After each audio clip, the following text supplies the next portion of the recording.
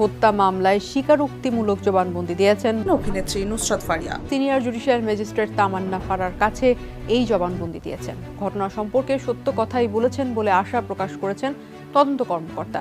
ভাটারা থানায় দায়ের করা হত্যা চেষ্টা মামলায় গ্রেফতার অভিনেত্রী নুসরাত ফারিয়াকে ফাঁসির আদেশ দিয়েছেন আদালত। ঢাকার মেট্রোপলিটন ম্যাজিস্ট্রেট সারা ফারজানা হকের আদালত এই আদেশ দেন। সকাল 9টায় তাকে আদালতে হাজির করে ঢাকা মহানগর গোয়েন্দা পুলিশ। ঘণ্টাখানেক পর তাকে তোলা হয় এজলাসে।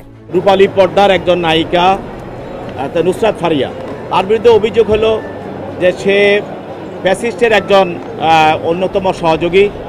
গত 15 বছর যারা এই ফ্যাসিস্ট হাসিনাকে সহযোগিতা করেছে তাদের অভিনয়ের মাধ্যমে, নায়ক গানের মাধ্যমে এবং বিভিন্নভাবে ফ্যাসিজম চালিয়ে যাওয়ার জন্য তারা সহযোগিতা করেছে, তার মধ্যে সে একজন অন্যতম। পলকের একমাত্র মন খারাপের সঙ্গী ছিলেন নুসরাত ফারিয়া।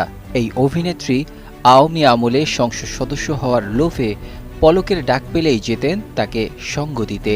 সাবেক আইসিটি প্রতিমন্ত্রী জুনাইদ আহমেদ পলকের মাথা ব্যথার একমাত্র ওষুধ ছিলেন নুসরাত ফারিয়া।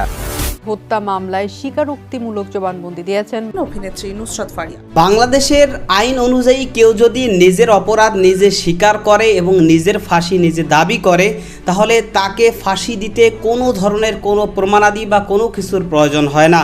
আর এটাই ঘটতে যাচ্ছে অভিনেত্রী ও নায়িকা নুসরাত ফারিয়া এর ক্ষেত্রে। কারণ নুসরাত ফারিয়া সে হত্যা মামলায় গ্রেফতার হওয়ার পর রিমান্ডে সে তার সমস্ত প্রকার অপকর্মের স্বীকারোক্তি দিয়েছে এবং কোথায় পালিয়ে যেতে চাইছিল সেটাও স্বীকারোক্তি দিয়েছে। এবং এই নুসরাত ফারিয়া সে একজন অভিনেত্রী ও নায়িকা হওয়ার পরেও সে ছিল স্বৈরাচারদের দোসর এবং সে ছিল এই যে জুলাই আগস্টে যারা গণহত্যা করেছে সেই হত্যাকারীদেরকে ইন্ধনদাতা এবং সে পলক সহ বিভিন্ন স্বৈরাচারদের বিছানার সঙ্গী ছিল, যে কারণেই কিন্তু এবার হত্যা মামলায় ধরা পড়েছে এই অভিনেত্রী নুসরাত ফারিয়া, যেই মামলায় তার সর্বোচ্চ শাস্তি হতে পারে। দর্শক, এ বিষয়ের কিছু অংশ ভিডিওর শুরুতে শিরোনামে আপনারা দেখেছেন, বিস্তারিত দেখবেন পুরো ভিডিও জুড়ে।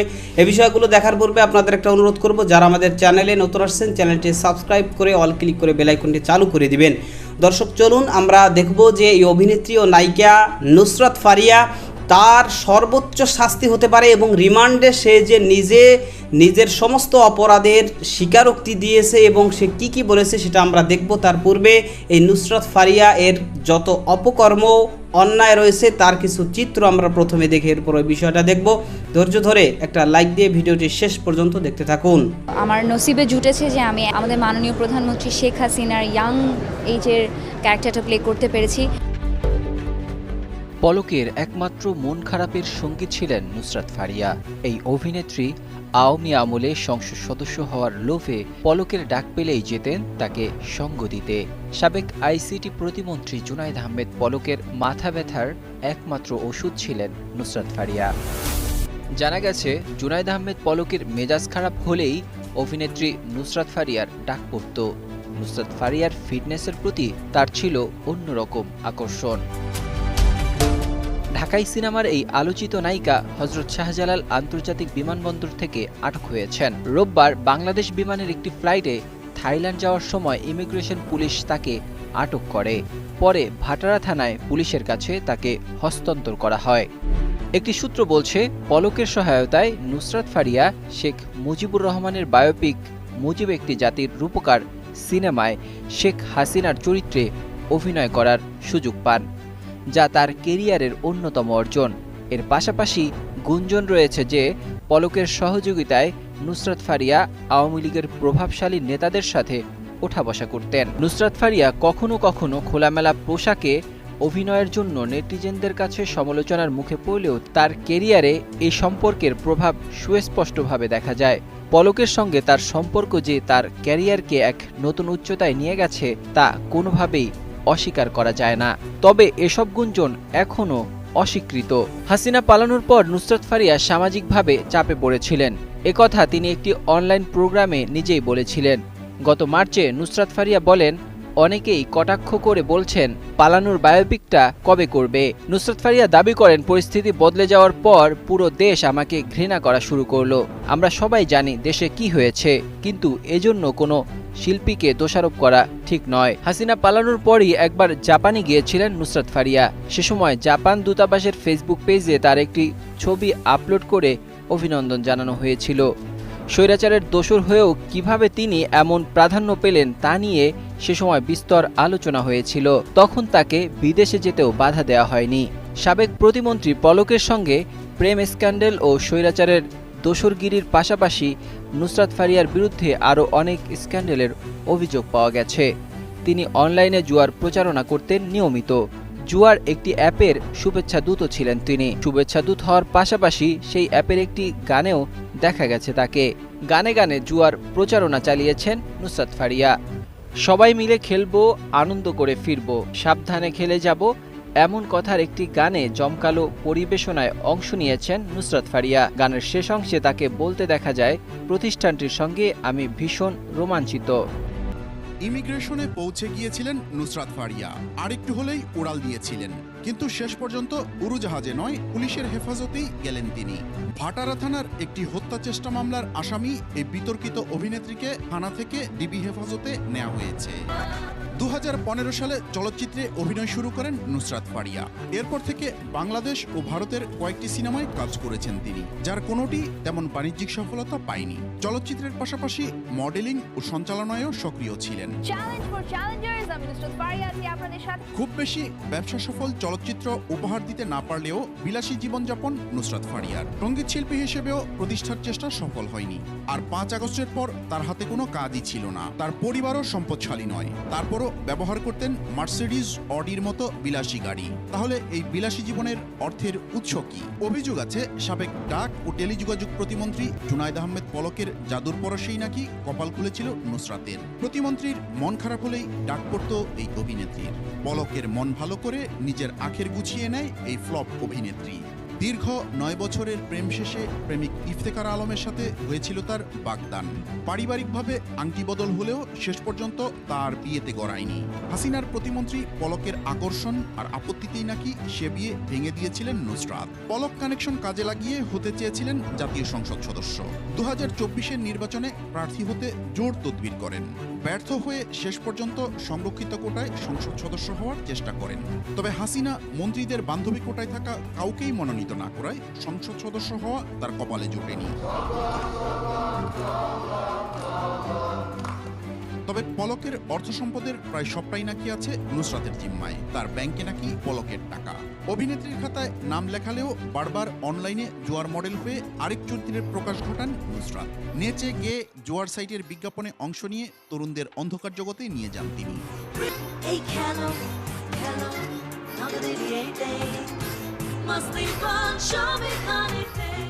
নুসরাত যেন অন্ধকারের নায়িকা। তার সেই কালো হাতছানিতে ঢাকাই সিনেমার অনেক নায়ক ঝাঁপ দিয়ে বিতর্কে জড়িয়েছেন। জুলাই অভ্যুত্থানের পর অনেকটা গা ঢাকা দেন বিতর্কিত অভিনেত্রী নুসরাত ফারিয়া। রোববার চেষ্টা করেন বিমানবন্দর দিয়ে থাইল্যান্ড পালাতে, কিন্তু কপাল মন্দ, ধরা পড়ে যান পুলিশের জালে।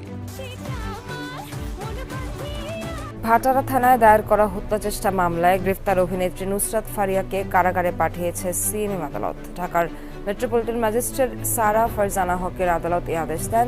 আজ জামিন শুনানি শেষ না হওয়ায় পরবর্তী শুনানি হবে বৃহস্পতিবার সকাল 9টায়। তাকে আদালতে হাজির করে ঢাকা মহানগর গোয়েন্দা পুলিশ। ঘণ্টাখানেক পর তাকে তোলা হয় এজলাসে। অন্যদিকে রিমান্ড আবেদন না করলেও মামলার তদন্ত শেষ না হওয়া পর্যন্ত এই চিত্রনায়িকাকে কারাগারে রাখার আবেদন করে রাষ্ট্রপক্ষ।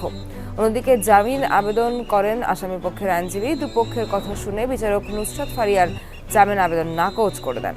এর আগে গতকাল সকালে থাইল্যান্ড যেতে শাহজালাল আন্তর্জাতিক বিমানবন্দরে গেলে ইমিগ্রেশন পুলিশ তাকে আটকে দেয়। পরে তাকে তুলে দেয়া হয় ভাটারা থানা পুলিশের কাছে। এরপর ফারিয়াকে গ্রেফতার দেখিয়ে জিজ্ঞাসাবাদের জন্য বিকালে নেওয়া হয় মিন্টো রোডের গোয়েন্দা পুলিশ কার্যালয়ে। ভাটারা থানার একটি হত্যাচেষ্টা মামলায় 207 নম্বর ব্যক্তি হিসেবে তার নাম রয়েছে। সরকার পক্ষ বলেছে উনি পালিয়ে যেতে চেয়েছেন। আপনি যদি দেখেন জুলাই থেকে এই পর্যন্ত 3-4 বার উনি দেশের বাইরে ট্রিটমেন্টের জন্য, শুটিংয়ের জন্য যে আবার চলে এসেছেন। তার কিন্তু পালানোর কোনো ইন্টেনশন বা মোডাস অপারেন্ডি নেই। তার বিষয়ে আরও কাগজপত্র সহ আরও তথ্য প্রমাণ সহ তাকে জামিন শুনানির বিষয়টা করার জন্য প্রতিবেদন দেওয়ার জন্য আগামী 22 তারিখ 5 নির্ধারণ করা হয়। এবং আজকে তাকে সিডব্লিউ মূলে জেল হাজতে পাঠানো করা হয়।